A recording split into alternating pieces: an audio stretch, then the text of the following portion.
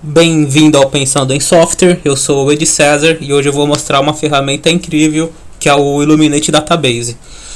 Eu já vou começar mostrando como é que funciona e depois explico detalhes da instalação e outras coisas, ok? Eu já tenho aqui uma tabela simples que chama funcionários, que tem o campo nome, e-mail e telefone. Se eu dar aqui um select asterisco from funcionários, ela está vazia, certo? Aí veja só, se eu dar aqui select db table, aí colocar o nome da minha tabela e chamo o método insert. Aí aqui eu passo um array. Eu já deixei umas colinhas prontas para agilizar, né? Ficar vendo digitar, creio que não seja importante. Então veja só, eu chamo o db table, passo o nome da minha tabela e método insert e passo um array com os meus dados.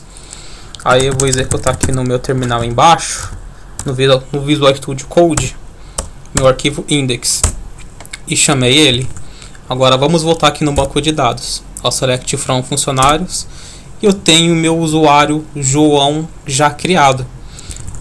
Olha só a facilidade para criar um registro no banco de dados. Essa ferramenta ela é muito conhecida de quem utiliza o framework Laravel. Porém, dá para utilizar ela em outros frameworks ou mesmo sem framework, que é como estou fazendo aqui agora. Eu já utilizei o Illuminate, o Eloquent, junto com o Slim e fui muito feliz. E vamos lá. Vou dar aqui um outro exemplo. Agora eu quero criar mais de um registro. Olha, eu passo aqui um array de arrays. Aí eu vou tentar criar o usuário Joana, Marcos e Lucas. Eu vou salvar, certo? Ops, deixa eu abaixar aqui um pouquinho. Vamos voltar aqui para o MySQL. Select from funcionários, tenho só o João.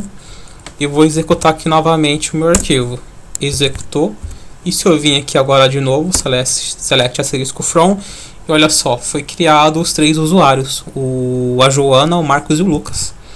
Olha que fantástico. Sem precisar fazer loop, sem precisar fazer aquele monte de concatenação, nome do campo, os vales, aquela parafernália toda que a gente já conhece. E olha só que limpo, que simples. Chamo o dbTable, o nome da tabela, o método insert e passo meus dados. Olha que fantástico. O update delete é muito simples, eu vou pular ele porque eu quero que o vídeo fique bem curto. E vamos passar aqui já para o select. E também isso aqui é só uma introdução, tá ok? Aí eu posso chamar aqui o db select e escrever aqui a minha query normalmente. Por exemplo, select asterisco from funcionários. Vamos passar aqui uma cláusula where nome é igual Joana. Eu vou cachear aqui numa variável que chama result, um nome mais genérico, e dar um var dump aqui embaixo em result. E vamos executar. Olha só, executou e me trouxe aqui um array com um objeto com as informações da Joana. Olha que fantástico. Como ele me traz um array de arrays, aqui eu estou querendo pegar todo mundo que se chama Joana. Então se eu acessar aqui Joana nome, deixa eu limpar. E pronto, eu tenho as minhas informações. Olha que fantástico. Eu também posso aqui tratar contra SQL inject, né? Em vez de passar aqui o valor, né, que a gente pegaria ali do post, do get, eu posso passar aqui uma interrogação. Ele está abstraindo o PDO, tá? Fica mais simples ainda. E aqui eu passo um array com as informações Joana. Aí vamos executar de novo. E novamente tem o mesmo resultado. Aí eu também posso usar aqui uma outra sintaxe que ajuda para quando você tem muitos campos, né, para saber identificar quem é quem. Aí eu venho aqui e passo. Aí eu preciso especificar a chave, né? Eu falo que o nome refere-se a Joana. Aí vamos executar de novo. E pronto, eu tenho novamente aqui a Joana. Olha só que simples. Só passo a query, trato contra SQL inject e passo aqui num array, através de um array as informações. Uma outra forma que é que eu prefiro, e é melhor ainda, é a gente voltando lá e utilizando o table, funcionários. Eu posso pegar aqui, por exemplo, ó, find 2. Ou seja, eu vou pesquisar o funcionário que tem o ID 2. O find ele vai pesquisar sempre pelo ID. E olha lá, tenho novamente aqui a Joana. Vou colocar aqui 3. Agora tem o Marcos. Olha só que fantástico. Eu posso também usar as cláusulas. Por exemplo, where nome nome Joana.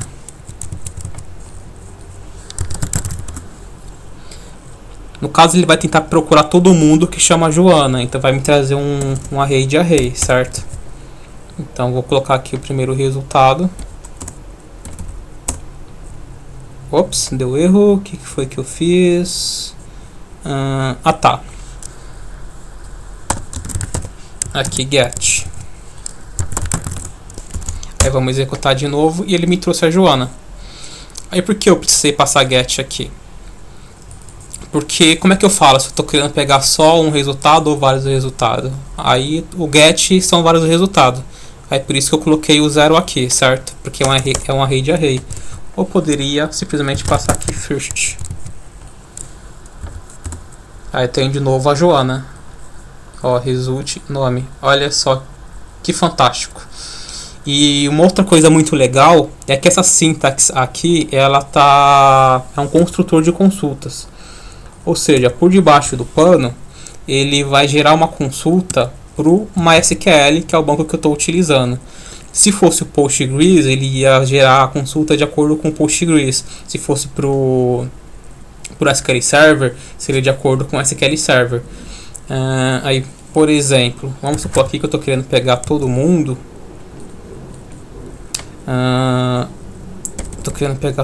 Deixa eu passar então aqui de novo aqui.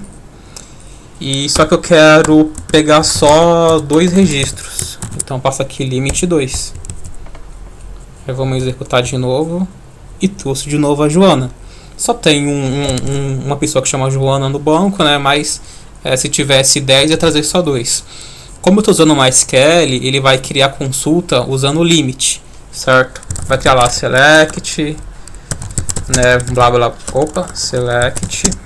Né, select o nome dos campos, from, a tabela, aí no final colocar limit, ok? Se fosse o SQL Server, ele usa o top 2, né, e mais o restante da consulta.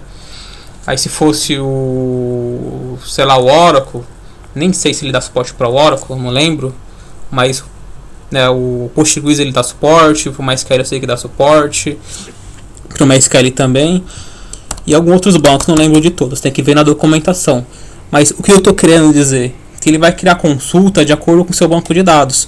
E por que isso é importante? Imagina você estar desenvolvendo uma aplicação de mercado e você faz, sem utilizar um consultor de consulta, escreve o SQL puro. Então, se você está escrevendo uma sintaxe para MySQL, então, se o seu cliente está utilizando a SQL Server, você ou não vai conseguir vender, porque ele utiliza o SQL Server e não vai querer trocar de banco, provavelmente, ou você vai ter um custo a mais aí para tá também criando uma versão para quem utiliza o banco de dados SQL Server. Então você vai ter que estar se preocupando em criar consultas para MySQL, para o SQL Server, ou para o Postgres, ou para Oracle, etc. Então isso gera muito custo e muito trabalho e muito tempo. Então, utilizar uma ferramenta que tem um gerador de consulta, né, um RM, vai ajudar muito nessa parte. Vai tanto agilizar o trabalho quanto diminuir custos em desenvolvimento, vai conseguir atender vários clientes, já que você desacopla do banco. Ok?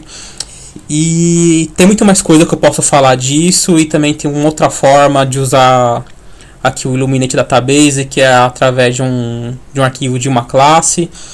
Mas isso aqui é só uma introdução, dependendo dos feedbacks que eu tiver, eu faço outro vídeo abordando mais. Agora, só para explicar rapidinho como é que instala, é muito simples. A gente entra aqui no Packagist,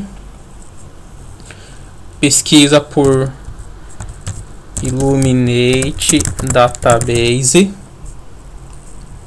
aí entra aqui no resultado Illuminate Database, e vamos utilizar o Composer para instalar. Dá o Composer Require Illuminate Database, certo? E depois dá um copy e cole nessas informações aqui, que é as configurações. Basicamente só isso. Aí também instala esse pacote aqui porque ele vai ser muito útil. Aqui no meu projeto, como é que ele ficou? Aqui no meu arquivo index, eu tenho aqui só um require no Bootstrap, .php, certo?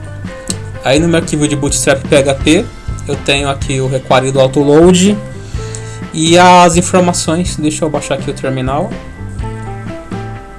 E as informações que eu só dei um copy e cole daqui, ó, exatamente como está aqui. E colei aqui. A mesma coisa.